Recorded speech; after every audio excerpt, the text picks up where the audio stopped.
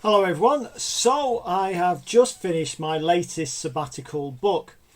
Now lots of modern Christian authors often quote American philosopher and theologian Dallas Willard in their books, but I was conscious I have never read any of this material. So I wanted to change that during this gift of time. So my latest book is The Divine Conspiracy, which is described on the back cover as a modern day Christian classic. Now, having finished it, I would certainly endorse that description, but it is quite dense, and I have to be honest that it took me a while to get into it. In part, this is because he spends the best part of 100 pages describing a lack of appreciation of discipleship that I hope we would understand well in our Methodist tradition. 100 pages was a lot of words to read when I already agreed with his underlying point. But he does describe a key problem that even in our Wesleyan DNA, I am sure we recognise. What he describes as consumer Christianity. He says that the consumer Christian is one who uses the grace of God for forgiveness and the services of the church for special occasions, but does not give his or her life and innermost thoughts, feelings and intentions over to the kingdom. Now within that description, we start to see what Dallas Willard understands discipleship to be, where we intently here and now, in this life, in these circumstances, seek to become the people we are created to be. In particular, he speaks about us becoming our true selves, what we would be like if Jesus were living our life in our circumstances. Now he comes back to the divine conspiracy in a multitude of ways, but one description I especially liked was our union with Jesus allows us to be part of his conspiracy to undermine the structures of evil which continue to dominate human history with the forces of truth, freedom and love.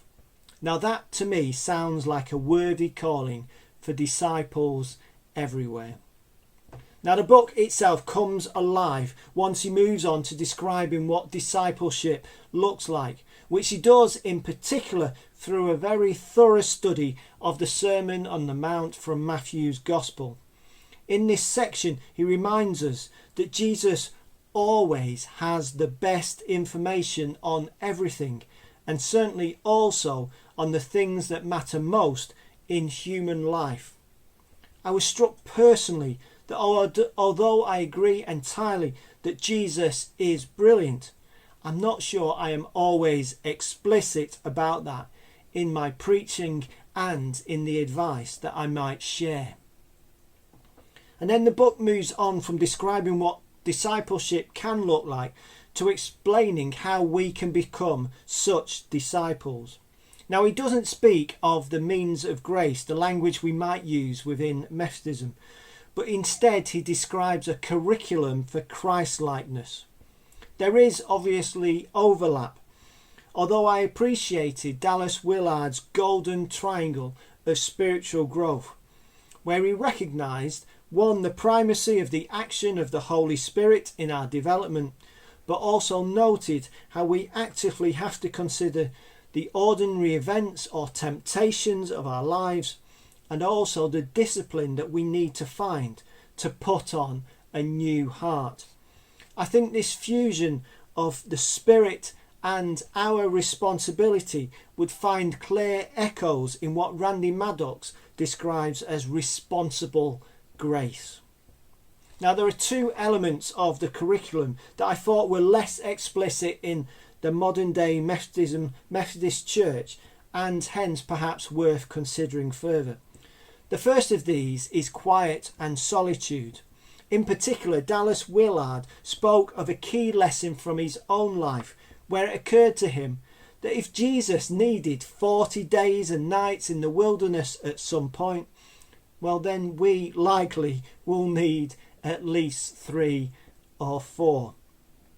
Its simplicity is its strength, surely. And then the other aspect which especially stood out for me is making time to find delight of God in the world he has created. Now this is perhaps something we do when we find ourselves on the Northumberland beach or at the top of a mountain.